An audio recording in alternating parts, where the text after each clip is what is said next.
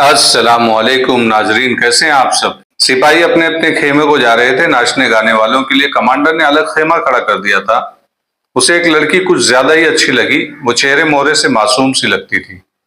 Commander ने यह सोचकर कि ये पेशावर लोग हैं, साजिंदों से कहा कि इस लड़की को वो उसके खेमे में भेज दे। ये लोग दरअसल जासूस और तखरीबकार थे।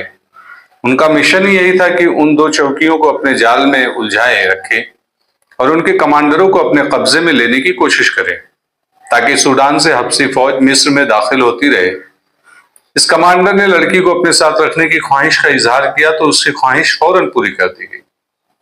नाचने वाली उसके साथ खेमे में चली गई। कमांडर अधेड़ उम्र था और लड़की नौजवान। खेमे में जाकर लड़की की शोखी खत्म हो गई। वो तो नाचने कूदने वाली और बड़ी ही प्यारी मुस्कुराहट से तमाशाइयों का दिल बहलाने वाली रकासा थी। बाहर की मशालें बुझ चुकी थी, खेमे में दिया जल रहा था। लड़की एक तरफ बैठकर कमांडर को गहरी नजरों से देखने लगी। मैंने कभी शराब नहीं पी, कमांडर ने कहा। लड़की ने कहा, मेरे बाप ने भी कभी शराब नहीं पी थी। तुमने शराब का नाम क्यों लिया है? मैंने तो नहीं कहा था कि शराब पियो। तुम शायद ये कहना चाहते हो कि हमारे पास शराब भी होगी और मैं लाकर तुम्हें पिलाऊंगी। कहते हैं कि शराब के बगैर औरत और औरत के बगैर शराब बेमजा और फीकी होती है। कमांडर ने मुस्कुराकर कहा, मैं शराब के जायके से वाकिफ नहीं और मैं गैर औरत की चाशनी से भी नाआशना हूं। लड़की ने संजीदगी से कहा, फिर तुम अनाड़ी गुनहगार हो। मैं तुमसे कोई नगद उजरत नहीं लूंगी। मेरी एक बात मान लो तो मैं उसी को सारी रात तुम्हारे साथ गुजारने की कीमत समझूंगी। बात यह है कि गुनाह में वो चाशनी नहीं जो गुनाह ना करने में है। तुम मर्द हो। इस तन्हाई में जब एक जवान लड़की तुम्हारे पास है, तुम्हें मेरी ये बात अजीब लगेगी। तुम मेरी बात मानोगे नहीं। जरा गौर करो। तुम्हारा चेहरा बता रहा है कि तुमने आज पहली बार गुनाह का इरादा किया है। रात इतनी सर्द है मगर तुम्हारे माथे पर मुझे पसीने के कतरे नजर आ रहे हैं। अधेड़ उम्र कमांडर ने कहा, तुम ठीक कह रही हो।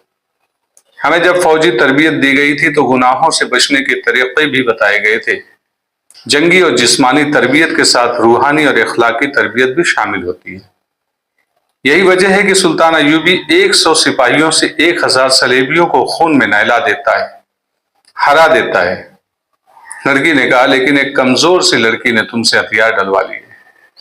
तुम इतनी लंबी रूहानी और इखलाकी तरबियत से दस्तबरदार हो गए। कमांडर परेशान हो गया। उसने बेइख्तियार सा होकर कहा, कमांडर परेशान हो गया। वो झुंझला कर कहा, मुझे उम्मीद नहीं थी कि तुम यहां आकर इस किस्म की बातें करोगी। मैंने सोचा था कि तन्हाई में आकर तुम शो हदाओं और नाजो अंदाज से मुझे दीवाना बना दोगी। तुम्हारे होठों की वो मुस्कुराहट कहाँ है जिसने मुझे मजबूर कर दिया था कि तुम्हारे आदमियों से तुम्हारे लिए भीख मांगू। मैं तुम्हारे एवज अरबी नस्ल के 2 घोड़े देने के लिए तैयार हूं। लड़की ने कहा, अपनी तलवार भी दोगे? अपनी बर्छी, अपनी ढाल और अपना खंजर भी दे दोगे? हाँ। लेकिन वो चुप हो गया। बेचैनी के आलम में बोला, नहीं। सिपाही अपने हथियारों से दस्तबरदार नहीं हुआ करता। वो खेमे में तेज तेज कदम उठाकर जरा सी देर टहला और अचानक गुस्से में पूछा, एक नाचने वाली के मुंह से ये बातें मुझे अच्छी नहीं लग रही। क्या तुम मुझसे बचना चाहती हो? क्या तुम इस कोशिश में हो कि मैं तुम्हारे जिस्म को हाथ न लगाऊं? लड़की ने कहा, हाँ, मैं तुमसे अपना जिस्म बचाना चाहती हूँ। क्या तुम अपने जिस्म को पाक समझती हो? नाचने वाली ने कहा, नहीं, मैं अपने जिस्म को नापाक समझती हूँ। मैं तुम्हारे जिस्म को नापाक नहीं करना चाहती। कमांडर की अकल में ये बात न पड़ी। वो अहमकों की तरह मुंह खोले हुए रकासा को देखने लगा। रकासा ने कहा, कोई बेटी अपने बाप के जिस्म को नापाक नहीं करना चाहती। ओह, कमांडर ने आ भर कर कहा, मैं बूढ़ा हूं, तुम जवान हो। वो बैठ गया और उसने सर झुका लिया।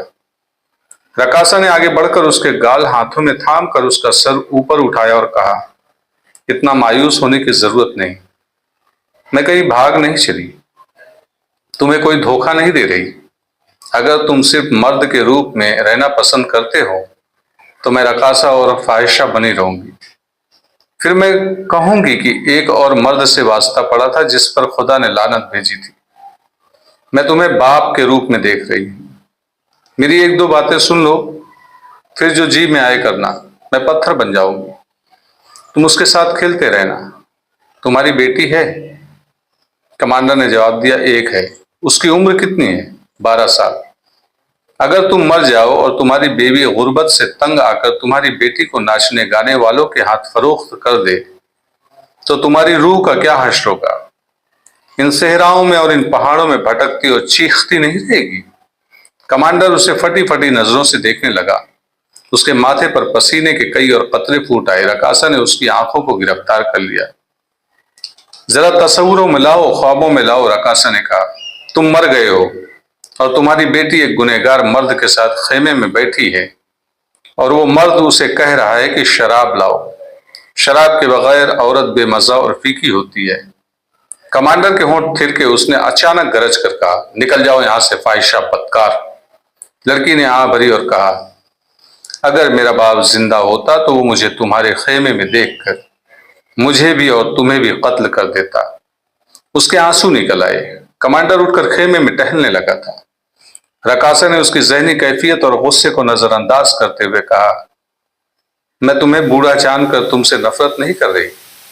मैंने तो ऐसे ज़ईफ़ुल उम्र आदमियों के खेमों में भी रातें गुजारी हैं जिन्हें उमर ने अंदर से खोखला कर दिया था। वो दौलत से अपनी लाशों में जान डालना चाहते थे। मैंने तुम्हें इतना बूढ़ा नहीं समझा। बात इतनी सी है कि तुम्हारी शक्ल और सूरत मेरे बाप से इतनी ज्यादा मिलती है कि मैं रकासा से बेटी बन गई। और मैंने जो बातें तुम्हें कही है ये मेरे दिमाग में पहले कभी नहीं आई थी। मैं सिर्फ नाचना और उंगलियों पर नचाना जानती हूँ। तुम जरा सोचो तो सही, मुझ जैसी फाहिशा रकासा के दिमाग में इतनी बातें और ऐसी बातें क्यों आ गई हैं जिन्होंने सिर्फ तुम्हें नहीं मुझे भी हैरान कर दिया है। कमांडर ने उसकी तरफ देखा। उसका गुस्सा बुझ गया था। रकासा ने कहा, मुझे अपने माँ बाप का चेहरा और जिस्म अच्छी तरह याद है। मुझे उसके जिस्म की बू भी याद है। तुम्हारी बेटी की उम्र 12 साल है। मेरी उम्र 9-10 साल थी जब वो मर गया था। वो मेरे साथ बहुत प्यार करते थे। वो मिस्र की फौज में सिपाही थे। सलाहुद्दीन अय्यूबी के आने से पहले ही मर गए थे। मेरी माँ जवान थी और बहुत गरीब। उसने मुझे एक आदमी के हवाले कर दिया। उसने मेरे सामने रकम ली थी और उस आदमी ने मेरी माँ से कहा था कि उसकी शादी एक बड़े अच्छे आदमी से करा देगा। मैं रो पड़ी तो माँ ने मुझे कहा था कि ये तुम्हारा चचा है और ये तुम्हें तुम्हारे बाप के पास ले जा रहा है। मैं 12 साल से अपने बाप को ढूंढ रही हूँ। इन्हीं वादों पर मुझे नाच सिखाया गया कि मुझे बाप के पास ले जाएंगे। वो तो जरा बड़ी हुई तो मैंने हकीकत को कबूल किया कि मेरा बाप तो मर चुका है।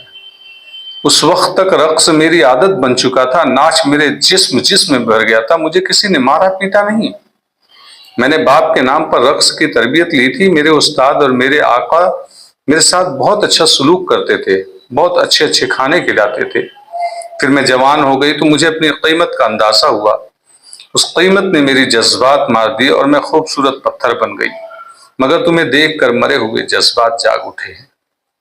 उसके आंसू निकल आए। आह लेकर कहने लगी, यूं मालूम होता है जैसे मेरे बाप की रूह इस खेमे के इर्द गिर्द घूम फिर रही है। इस खेमे में आने से पहले मैंने ऐसा कभी महसूस नहीं किया था। कभी यूं लगता है जैसे मेरा वजूद मेरे बाप की रूह है जो भटकती फिर रही है।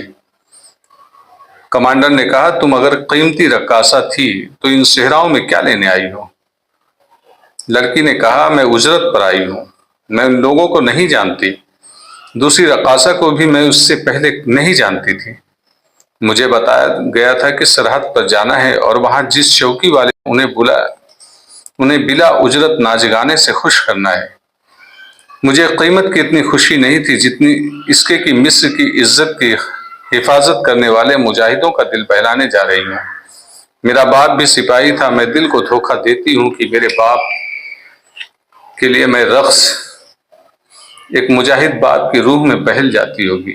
मैं एक धोखा हूँ, अपने लिए भी दूसरों के लिए भी, लेकिन मैं वतन के मुजाहिदों को नापाक नहीं कर सकती। पिछली चौकी वाले कमांडर ने मुझे अपने खेमे में बुलाया था। मैंने इनकार कर दिया था। तुम्हारे पास सिर्फ इसलिए आ गई हूँ कि तुम्हारे चेहरे, मोहरे और कद काठ में मुझे अपना बाप नजर आया था। रकासा उसके सामने दुजानू बैठ गई।